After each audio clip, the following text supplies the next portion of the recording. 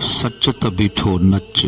सिंधी ॿोली में चवणी आहे त सच त बीठो नच, कूड़ जे मुंह में धूड़। यानी सच उहा ताक़त आहे जेका माण्हूअ खे हर हंधि सुरखुरो ऐं सोभारो बनाए थी। कूड़ इंसान खे हमेशा ज़लील ऐं ख्वार करे थो। सच उहा ताक़त आहे जंहिंखे का बि हस्ती जोखो नथी रसाए सघे। सच आख़िर सच थींदो आहे। चयो वञे थो त सच कड़ो थींदो आहे। आम हालतुनि में उनखे बर्दाश्त नथो करे सघिजे, पर सच जादू वारी सेज आहे, या ईअं खणी चइजे त सच में जादू भरियल थिए थो।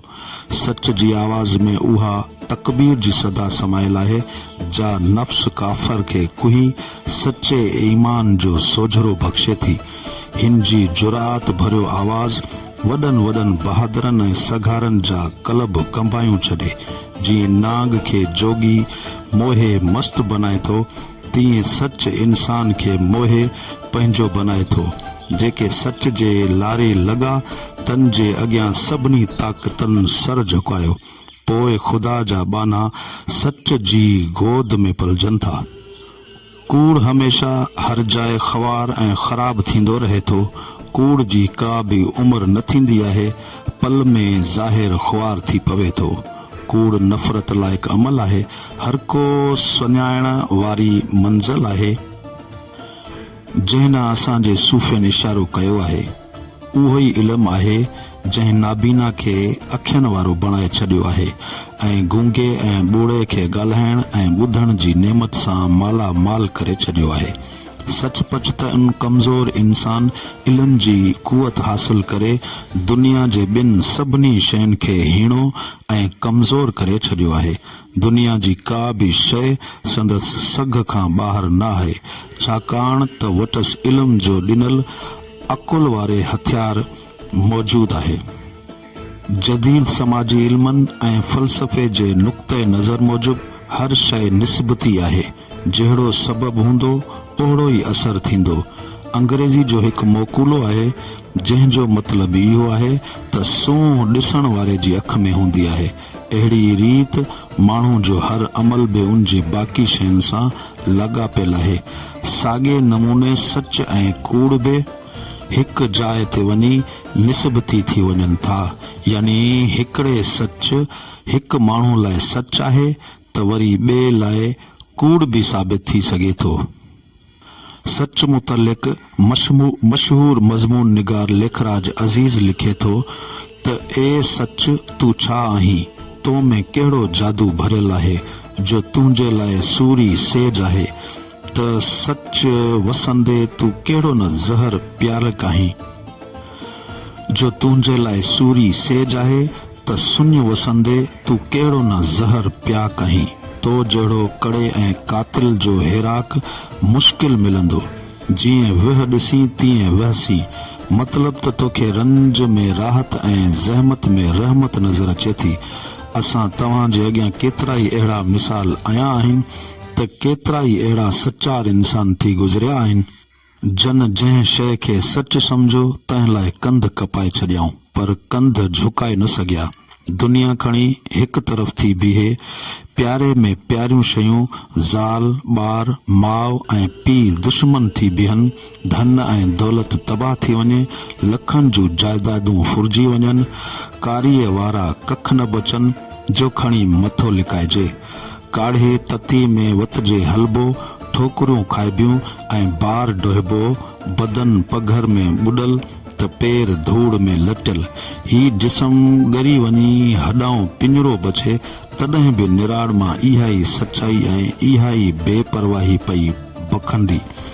इहा हक़ीक़त आहे त सच जो पेच तक़दीर जो पेच आहे, जेको हिकु भेरो सच जी दाम में फाथो सोई हक़ीक़त में सची आज़ादी पसे थो ऐं दुनिया में को बि क़ैद हिन लाइ का बि माना नथो रखे। सच खे जेतिरो बि ज़ंजीरनि में जकड़बो त ओतिरो ई संदसि जोहर खुलंदा। सच भली कुझु वक़्त लाइ झको थी वञे, संदसि जोहर भली कुझु अरसे लाइ कूड़ जी ककरीअ में लिकी वञे, पर नेठ बि हू कूड़ ऐं क़रीब कूड़ ऐं फरेब जे पर्दे खे फाड़े आफ़्ताब वांगुरु चमकण लॻे थो ऐं कूड़ जी हस्ती खे माग फुड़न वांगुरु हवा में तहलील करे छॾे थो। सच जी मिठी आवाज़ में उहा तकबीर जी सदा समायल आहे जेका काफ़िर नफ्स खे कुही सचे ईमान जे सोझरो बख़्शे थी। सचो माण्हू केॾो बि कमज़ोर छो न हुजे, पर संदसि सच्चाई वॾनि वॾनि बहादुरनि ऐं कहारनि जा कलब कंबाए छॾे थी।